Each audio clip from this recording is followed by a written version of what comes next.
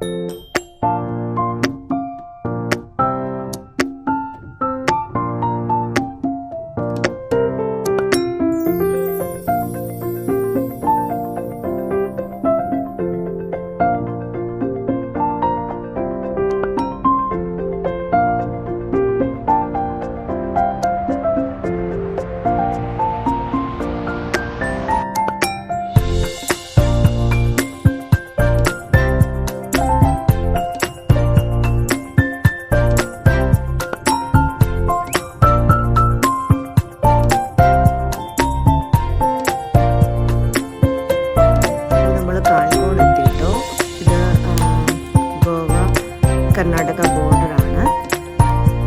അത് കഴിഞ്ഞ് ഇനി കാൺകോണാണ്. അപ്പോൾ കാൺകോണിലാണ് നമുക്ക് ചെക്ക് പോസ്റ്റൊക്കെ വരുന്നത്.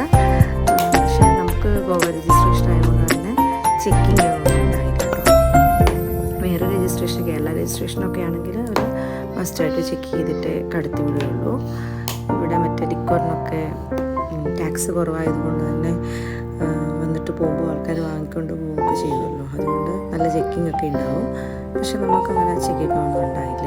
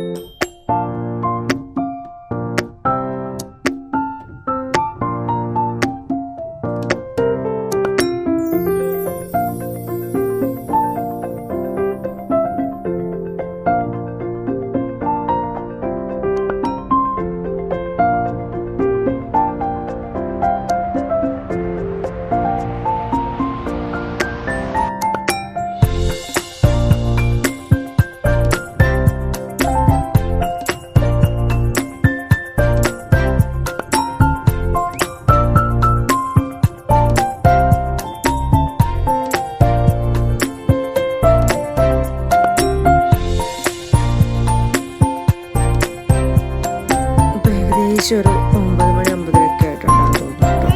അപ്പോൾ നമ്മൾ കഴിക്കാനായിട്ട് ഇറങ്ങി. മസാല ദോശയാണ് കഴിച്ചത്. മസാല ദോശയാണ് പരിപാടി. നല്ല രസമുണ്ടായി. നമുക്ക് ഗോവയിൽ അങ്ങനെ മസാല ദോശ അധികം അവൈലബിൾ അല്ലാത്തതുകൊണ്ട് തന്നെ ഞങ്ങൾ നാട്ടിലേക്ക് വരുന്ന വഴിയൊക്കെ മസാല ദോശ കഴിക്കാറുണ്ട്. മക്കൾക്കും നല്ല ഇഷ്ടമാണ് മസാല ദോശ കഴിക്കാനായിട്ട്. അപ്പോൾ നമ്മൾ മസാല ദോശയാണ് വാങ്ങിയത്. ഇതിപ്പോൾ നമ്മൾ ഉച്ചയാകാറായിട്ട് ഒരു 12:30 ആയിട്ടുണ്ട്. 12:30 1 മണിയോട് കൂടി എടുത്തിട്ടുണ്ട്. അപ്പം നമ്മളിവിടെ മംഗലാപുരത്ത് എത്തി. നല്ല ചൂടായിരുന്നു കേട്ടോ. ഇവിടെ വരുന്ന വഴിയിലൊക്കെ നല്ല നല്ല വെയിലായിരുന്നു.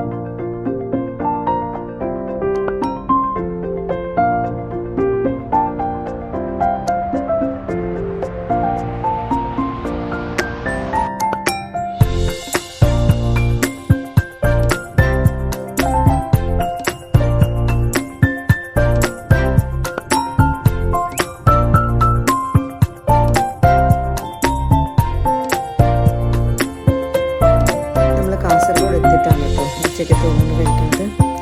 ഏകദേശം 3 മണി കഴിഞ്ഞു നമ്മൾ ഭക്ഷണം കഴിക്കാനായിട്ട് ഇറങ്ങിയപ്പോൾ. മക്കൾ നല്ല ഉറക്കമായിരുന്നു. നേരത്തെ കഴിക്കേണ്ടിരുന്നത്. പിന്നെ അവർ എണീറ്റതിന് ശേഷമാണ് നമ്മൾ കഴിക്കാനായിട്ട്. നല്ലൊരു അടിപൊളി റെസ്റ്റോറൻ്റ് ആണ് കേട്ടോ. കാസർഗോഡ് നല്ല ആംബിയൻസ് ആയിരുന്നു. ഉള്ളിലിങ്ങനെ 4 കെട്ടൊക്കെ പോലെ ഇങ്ങനെ വെള്ളമൊക്കെ ഉള്ളിൽ വീഴുന്നുണ്ടായി. പിന്നെ അതിന് വെളിയിൽ തന്നെ കുട്ടികൾക്ക് കളിക്കാനായിട്ട് പാർക്ക് ഉണ്ടായിരുന്നു. ഫുഡ് ഓർഡർ ചെയ്ത് കഴിഞ്ഞ് കുറേ സമയം എന്തായാലും നമ്മൾ വെയിറ്റ് ചെയ്യേണ്ടി വരുമല്ലോ.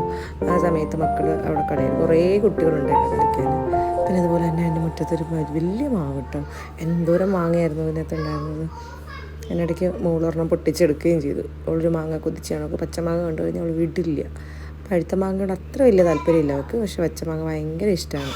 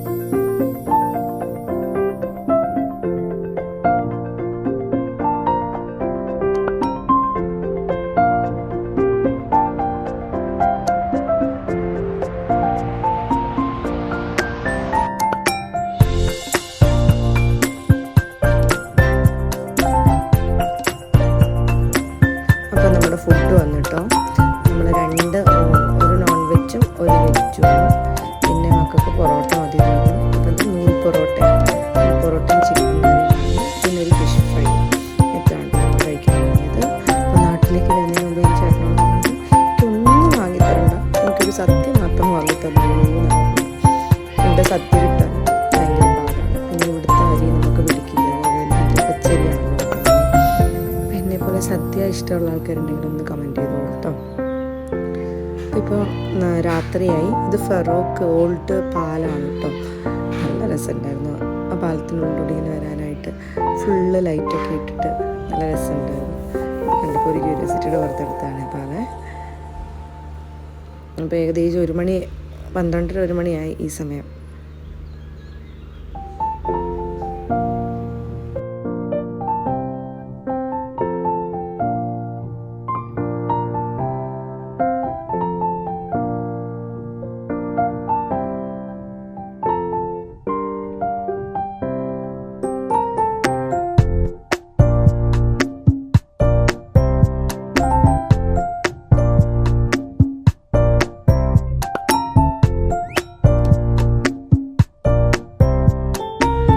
നമ്മളൊരു 3 മണിയൊക്കെ ആയപ്പോഴത്തേക്കിന് കാലത്ത് വീട്ടിലെത്തി കേട്ടോ.